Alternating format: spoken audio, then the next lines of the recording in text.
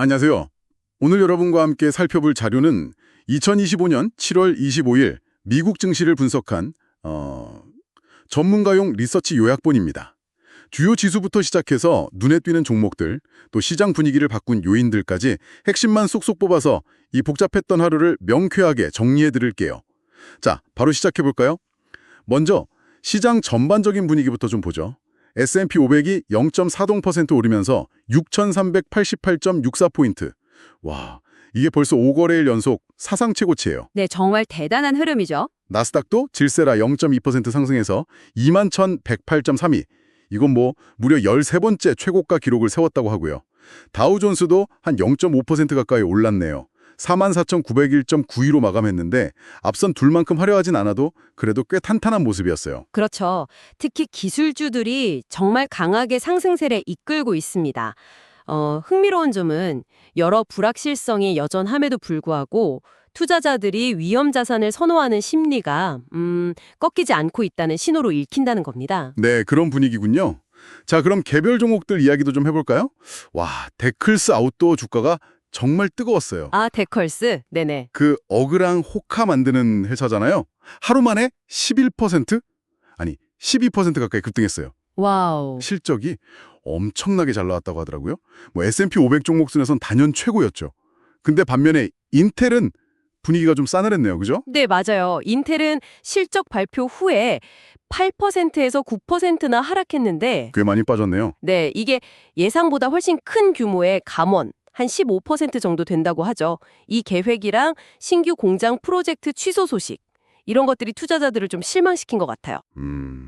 이게 단순히 이번 분기 실적 문제일까요? 아니면 좀 더 큰 그림에서 봐야 할까요?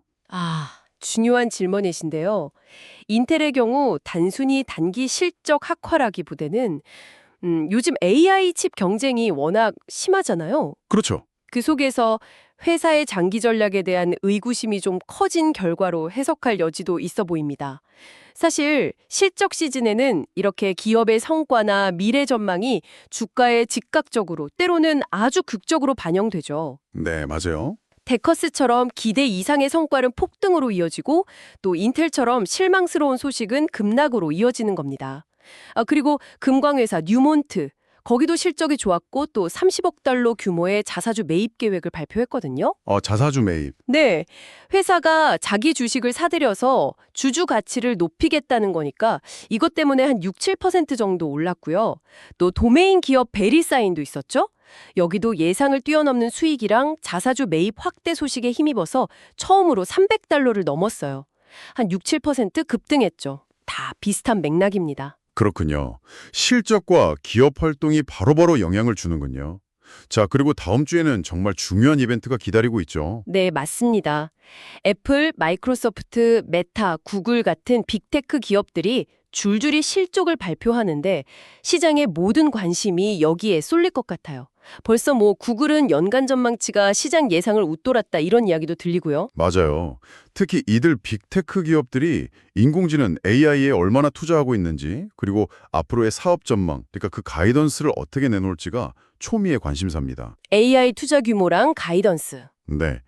AI 주도주들이 사실상 시장 전체를 끌고 가는 상황이라서 이 결과가 다음 주 시장의 방향키를 쥘 가능성이 높다고 봅니다. 정말 중요하겠네요.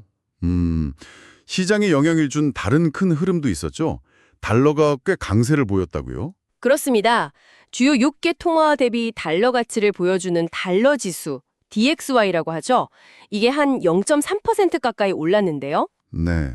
이유를 좀 보면 6월 내구재 주문이 예상치 플러스 0.6%보다 훨씬 좋은 플러스 1.3% 증가를 기록했고요. 또 실업수당 청구 건수도 여전히 낮은 수준을 유지하는 등 미국 경제가 탄탄하다는 지표들이 나왔기 때문입니다. 경제가 좋다는 신호들이 나왔군요. 그렇죠.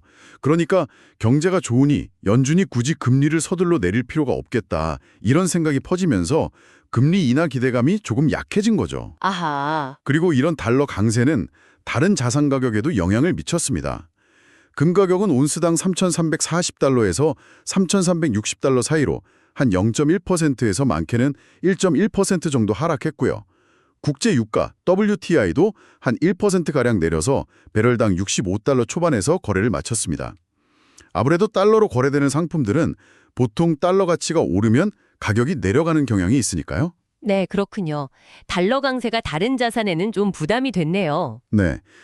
한편 그 트럼프 대통령이 파월 연준 의장을 해임할 생각이 없다고 밝혔죠. 그래서 시장은 일단 좀 안도하는 분위기였지만 연준 내부에서는 여전히 9월 금리 인하 가능성을 열어둬야 한다는 의견도 나오고 있어서요. 뭐랄까, 통화 정책의 불확실성은 여전하다고 봐야 합니다. 아, 연준 내에서도 의견이 좀 갈리는군요. 그렇죠. 그리고 무역 협상도요. 일본이나 필리핀과는 잘 마무리가 됐는데 유럽연합, EU, 캐나다, 멕시코와의 협상은 아직 진행 중이거나 좀 전망이 불투명해서 이것도 시장의 기대와 우려가 좀 뒤섞여 있는 상황입니다. 네, 오늘 시장을 정리해보면 기술주가 이끄는 강세장 속에서 기업 실적이 주가 향방을 가르는 모습이었네요. 맞습니다. 하지만 동시에 달러 강세나 연준 정책, 무역 협상 같은 변수들도 만만치 않고 특히 다음 주 빅테크 실적이라는 아주 큰 산을 넘어야 하는 상황이라 앞으로 시장이 어떻게 흘러갈지는 좀 더 지켜봐야겠습니다. 정확합니다. 시장은 이렇게 다양한 퍼즐 조각들이 맞춰지면서 움직이는 거죠. 그래서 오늘 내용을 바탕으로 여러분께 이런 질문을 한번 던져보고 싶습니다. 이렇게 시장이 뜨겁게 달아오르는 상황에서 개별 기업의 실제 가치, 그러니까 펀더멘털과 거시경제 지표라는 이 큰 흐름 사이에서 여러분은 투자자로서 어떤 균형점을 찾아야 할까요?